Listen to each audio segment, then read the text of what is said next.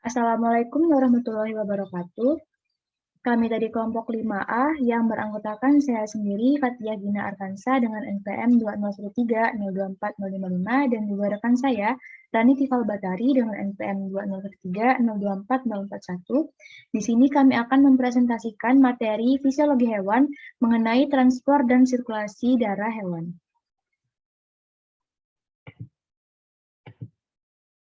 Baik, untuk materi yang pertama akan saya sampaikan sendiri.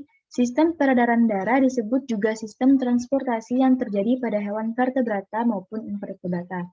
Sistem ini berfungsi untuk mempertahankan kestabilan suhu, pH, cairan, dan homeostasis. Terdapat 3 macam sistem peredaran darah, diantaranya yaitu sistem difusi, sistem peredaran darah terbuka, dan juga sistem peredaran darah tertutup. Pada sistem terbuka, darah bercampur dengan cairan yang terdapat pada rongga-rongga tubuh maupun pada ruang-ruang antar jaringan. Sedangkan pada sistem peredaran darah tertutup dapat dibedakan menjadi peredaran darah tunggal dan peredaran darah ganda. Memasuki materi yang pertama yaitu transportasi pada invertebrata.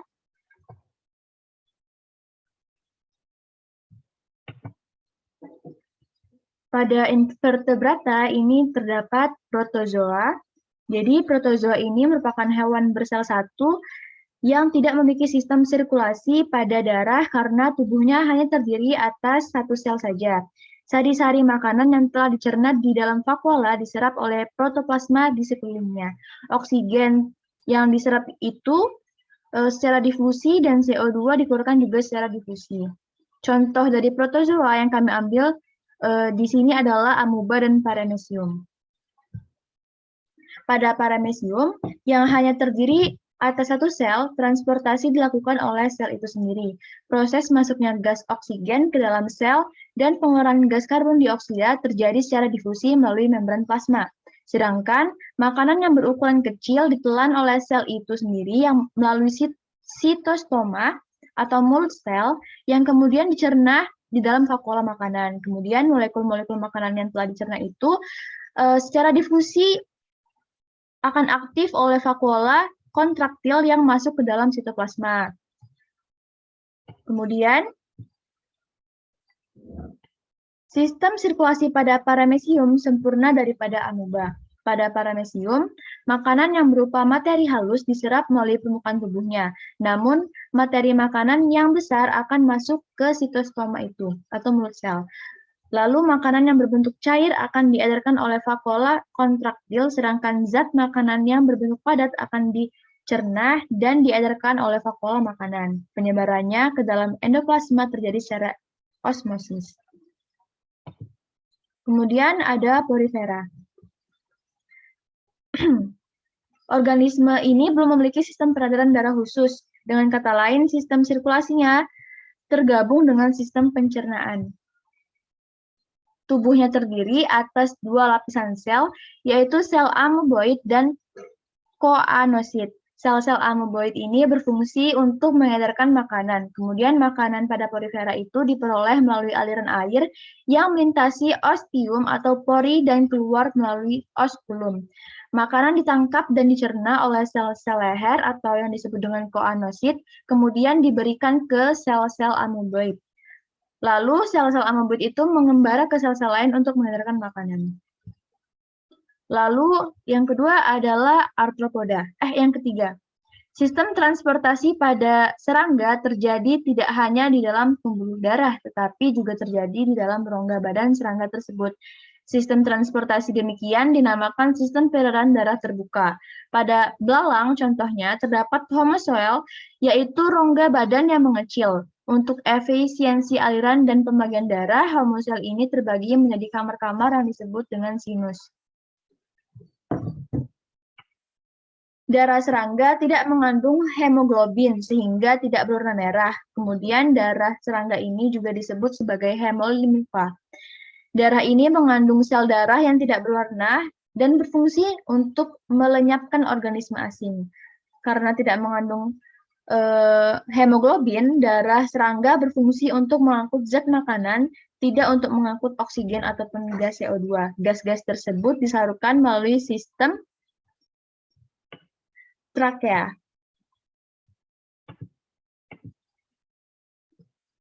Nah, berikut merupakan gambar dari sistem transportasi arthropoda.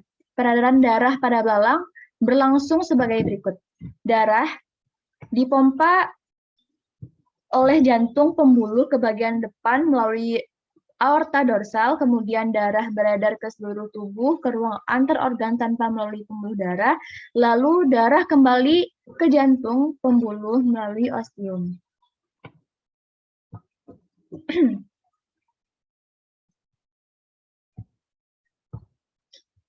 Untuk protozoa yang selanjutnya adalah Annelida. Sistem sirkulasi pada cacing tanah merupakan peredaran darah tertutup selama dalam peredarannya darah tetap berada di dalam pembuluh. Lalu alat peredaran darah pada Annelida ini terdiri atas pembuluh darah punggung atau dorsal dan juga pembuluh darah perut atau ventral dan 5 pasang lengkung aorta yang berfungsi sebagai jantung. Karena itu jantung cacing sering disebut jantung aorta. Darah dalam cacing beredar di dalam pembuluh sehingga termasuk peredaran darah tertutup. Cacing tanah belum memiliki alat pernapasan khusus. Oksigen dari udara bebas berdifusi ke dalam darah cacing melalui seluruh permukaan kulit. Jadi cacing ini bernafas dengan permukaan kulitnya. Dari sini oksigen diangkut oleh darah di dalam kapiler bersama-sama dengan darah yang mengangkut zat makanan dari usus menuju ke pembuluh darah punggung. Selanjutnya, darah tersebut dipompakan ke seluruh jaringan tubuhnya. Berbeda dengan darah vertebrata yang hemoglobinnya terikat dalam sel darah merah, hemoglobin darah cacing larut dalam plasma darah. Nah, berikut merupakan gambar dari sistem transportasi pada Annelida. Pembuluh darah ventral mengangkut darah ke arah belakang dan mengalirkannya ke pembuluh kapiler. Pada pembuluh kapiler ini terjadi pertukaran bahan-bahan dengan sel, setelah itu darah ke pembuluh darah dorsal. Pembuluh darah ini berkontraksi menurut irama, mendesak darah kembali ke gelung aorta. Darah cacing tanah memiliki hemoglobin yang berfungsi untuk mengikat oksigen. Darah yang terdapat pada pembuluh kapiler akan mengikat oksigen. Pembuluh tersebut banyak terdapat pada kulit. Darah yang telah mengikat oksigen ini nantinya akan mengalir ke pembuluh punggung, kemudian bergerak menuju ke lengkung aorta. Jantung aorta pada cacing tanah terbagi menjadi pembuluh darah dorsal dan ventral. Bila pembuluh punggung dan jantung berdenyut, darah akan mengalir menuju ke pembuluh darah perut, lalu mengalir menuju ke bagian belakang atau posterior tubuh, dan selanjutnya kembali ke jantung aorta melalui pembuluh darah punggung. Darah yang beredar mengangkut nutrisi dan oksigen, serta mengambil sisa metabolisme untuk dikeluarkan dari dalam tubuh. Selanjutnya adalah moluska. Nah, berikut merupakan gambar dari sistem transportasi pada moluska. Sistem peredaran darahnya terbuka, jantung terdiri atas ventrikel dan atrium, aorta interior dan aorta posterior juga tidak memiliki arteri dan vena. Pada moluska ini, sistem transportasinya yaitu ventrikel memompa darah ke dalam aorta interior, kemudian darah dialirkan tanpa pembuluh ke bagian kaki serta alat-alat tubuh lainnya kecuali punggung. Ke bagian abdomen, darah akan dialirkan melalui rektum dan mantle atau kulit luar. Darah yang mengandung oksigen di dalam mantle akan dialirkan ke atrium. Darah yang mengandung CO2 akan dikumpulkan dalam pembuluh kemudian masuk ke dalam ginjal dan insang untuk mengikat oksigen dan kembali lagi ke jantung. Berikutnya adalah materi mengenai transportasi pada vertebrata yang akan dijelaskan oleh Rani Tifal Batari. Kepadanya dipersilahkan. Baik, di sini saya akan menjelaskan mengenai sistem sirkulasi pada vertebrata. Yang pertama ada fisikasi. Sistem transportasi ikan merupakan peredaran darah tunggal karena hanya satu kali melalui jantung dalam satu peredaran darah lengkap. Jantung ikan tersusun atas sebuah sinus ventus, atrium, ventricle, dan sebuah konus arterius yang tersusun secara linear. Darah kotor yang terkumpul dari seluruh badan ikan masuk ke dalam atrium yang berdinding tipis. Pada waktu jantung kendur, Darah mengalir melalui sebuah katup ke dalam ventrikel yang berdinding tebal. Kontraksi ventrikel yang kuat mendesak darah keluar melalui aorta ventralis yang bercabang-cabang menjadi 6 pasang aorta yang menjulur secara dorsal menuju insang melalui artikel extern brachialis. Darah yang mengandung CO2 ini dilepaskan ke dalam air melalui kapiler dalam insang dan O2 berdifusi dari air menuju insang. Untuk sistem transportasi atau sirkulasi pada pisces, yaitu darah dari insang yang mengandung O2, kemudian meninggalkan insang menuju aorta dorsalis. Aorta dorsalis membagi darah ini menjadi cabang-cabang yang menuju ke seluruh bagian tubuh. Pada seluruh bagian tubuh ini, O2 digunakan oleh sel yang menghasilkan CO2. Darah kotor dari tubuh bagian depan kembali ke jantung melalui vena cardinalis anterior. Sedangkan darah kotor dari tubuh bagian belakang masuk ke jantung melalui vena cardinalis posterior. Darah kotor dari hati kembali ke jantung melalui vena hepatica. Next. Selanjutnya, amfibi. Peredaran darah pada amfibi, contohnya katak, ialah peredaran darah ganda karena darah melalui jantung sebanyak 2 kali, yaitu pada saat peredaran darah kecil dan peredaran darah besar.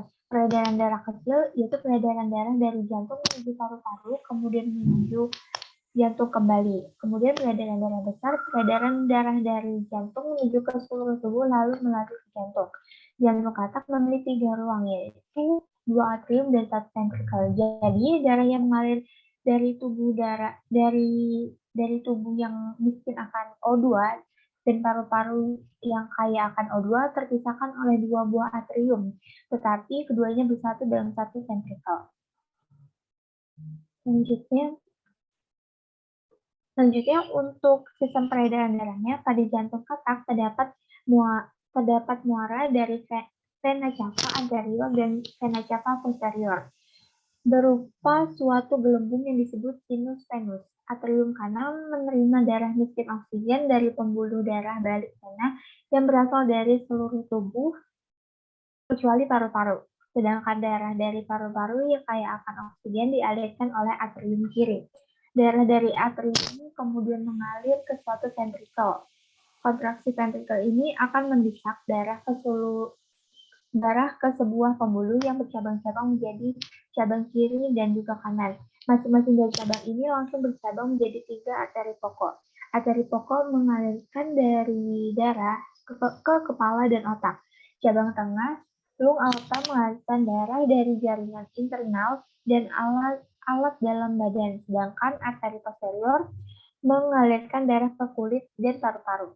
Darah ini bagian anterior kembali ke jantung melalui vena cava anterior dan dari tubuh bagian belakang melalui vena cava posterior yang bermuara pada sinus venus dan masuk ke jantung melalui atrium kanan, sedangkan atrium kiri dimasuki oleh darah dan paru-paru melalui vena pulmonar. Selanjutnya,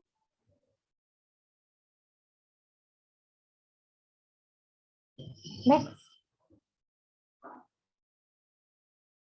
Reptil. Selanjutnya, yaitu reptil-reptilia contohnya kadal, mempunyai suatu modifikasi jantung yang lebih maju daripada amfibi. Pada jantung kadal, septum atau sekat membagi ventrikel secara tidak sempurna. Pada ventrikel berkontraksi, lubang pada septum tertutup sehingga ventrikel terbagi menjadi 2 kamar yang benar-benar terpisah walaupun sesaat. Ini mencegah pencampuran darah yang kaya oksigen dan miskin oksigen. Hal ini menyebabkan kadal digolongkan menjadi hewan yang mempunyai 4 tulang dalam jantungnya.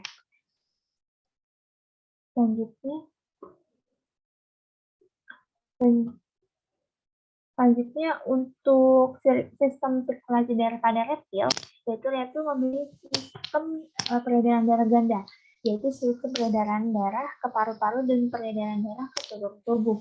Darah dari jantung dipompa oleh ventrikel kanan menuju paru-paru menuju arteri pulmonaris. Selanjutnya, darah dari paru-paru masuk ke dalam atrium kiri melalui vena pulmonaris. Dari atrium kiri tersebut, darah menuju ventrikel kiri, kemudian dipompa melalui aorta ke seluruh tubuh. Aorta bercabang menjadi arteri anterior yang menuju tubuh sebagai bagian depan dan arteri posterior yang menuju tubuh bagian belakang. Darah kembali ke tubuh menuju atrium kanan melalui pembuluh vena. Pembuluh dari tubuh bagian depan disebut vena cava anterior, sedangkan dari tubuh belakang disebut vena cava posterior. Selanjutnya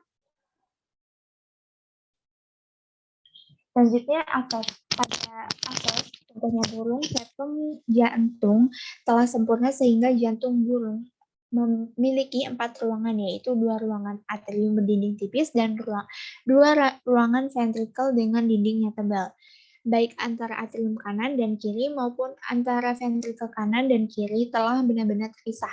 Atrium kanan menerima darah miskin akan oksigen dan dari seluruh tubuh kecuali paru-paru.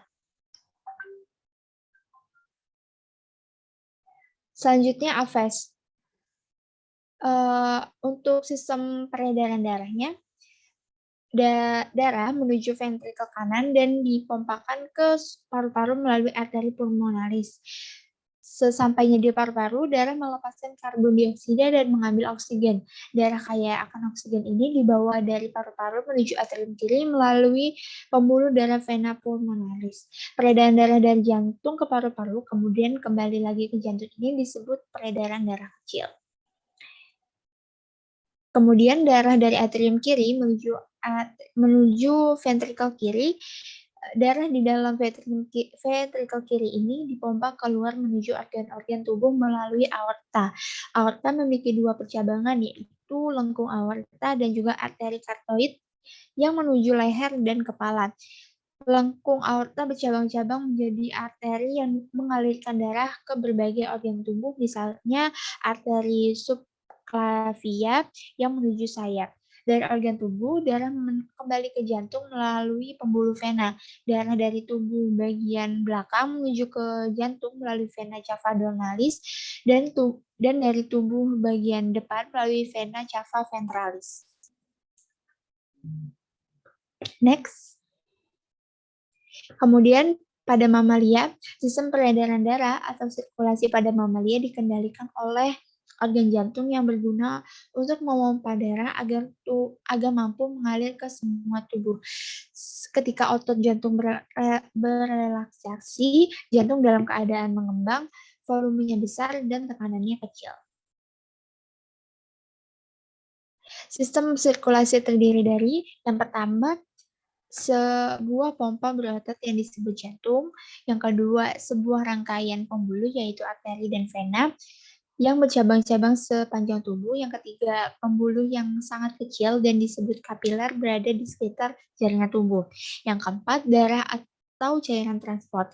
Pada orang dewasa, jantung berfungsi memompa darah dan sekitar 5 liter darah beredar dalam tubuh per hari sebanyak 1.404 kali. Jantung disusun oleh otot lurik dan pada manusia memiliki 4 ruang, 2 atrium atau serambi dan 2 ventrikel atau bilik. Sirkulasi darah pada mamalia yaitu yang pertama sirkulasi darah pada paru-paru atau peredaran darah kecil. Peredaran darah kecil merupakan peredaran darah yang mengalirkan darah dari jantung ke paru-paru dan lagi ke jantung. Urutannya adalah jantung, kemudian arteri pulmonaris, kemudian ke paru-paru, vena pulmonaris, dan kembali ke jantung.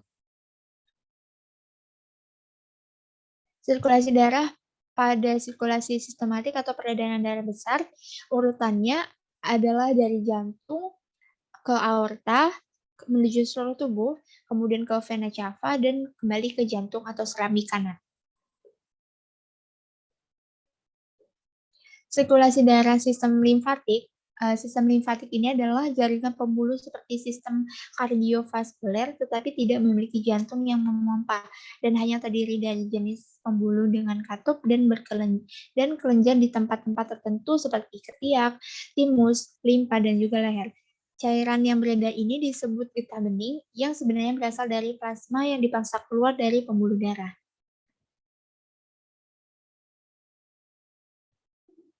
Kemudian perbedaan sistem peredaran darah dan sistem limfatik. Sistem limfatik pada dasarnya adalah sebagian dari sistem peredaran darah.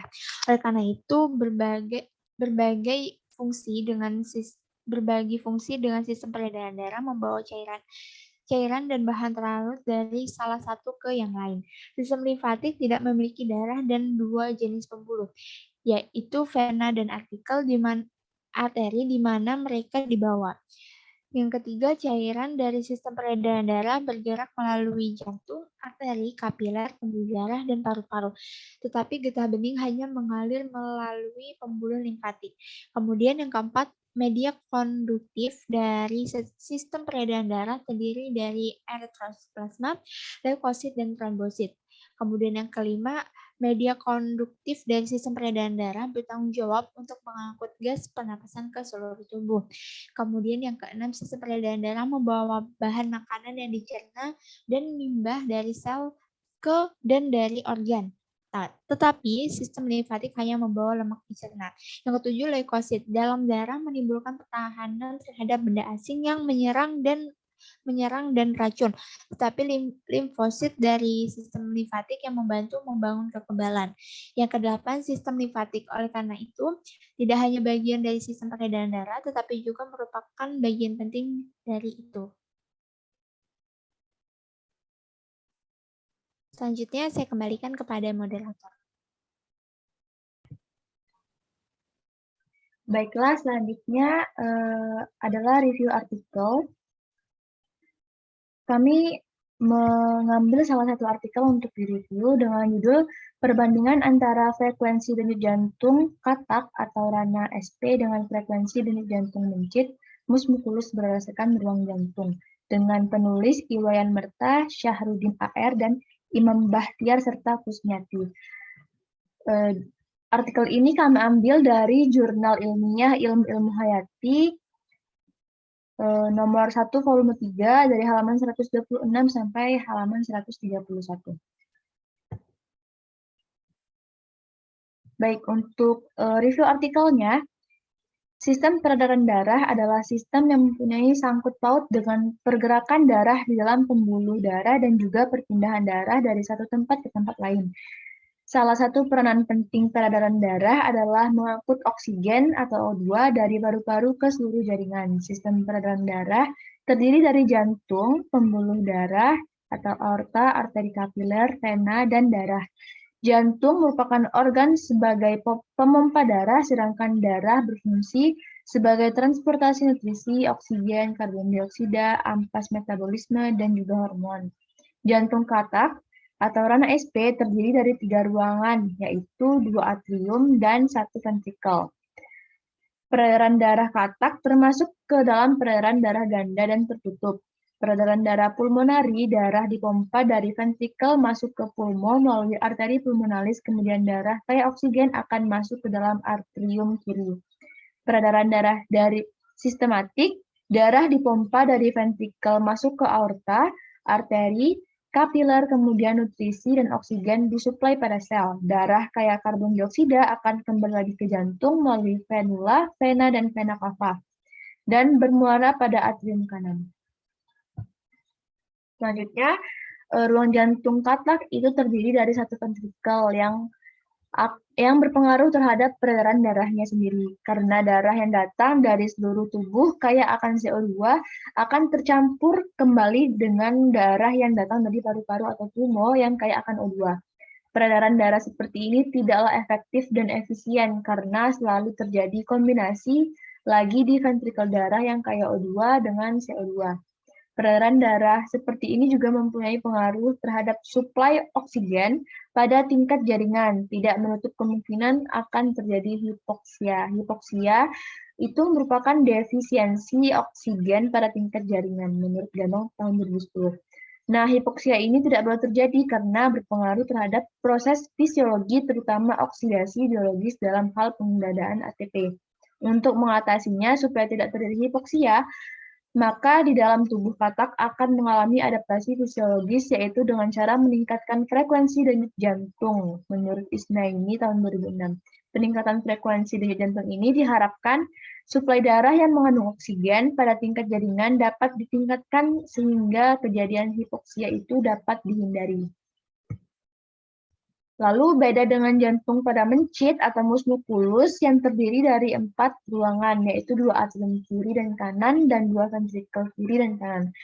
Peredaran darah pada mencit ini termasuk ke peredaran darah tertutup dan ganda. Darah yang kaya oksigen dengan darah kaya karbon dioksida sudah terpisah dengan sempurna. Suplai oksigen pada tingkat jaringan tergantung dari kuat lemahnya kontraksi atau sistol dan relaksasi atau diastol dari jantung dan frekuensi denyut jantung per menit. Dari hasil penelitian di jurnal ini dapat disimpulkan frekuensi denyut jantung katak per menit lebih rendah daripada mencit.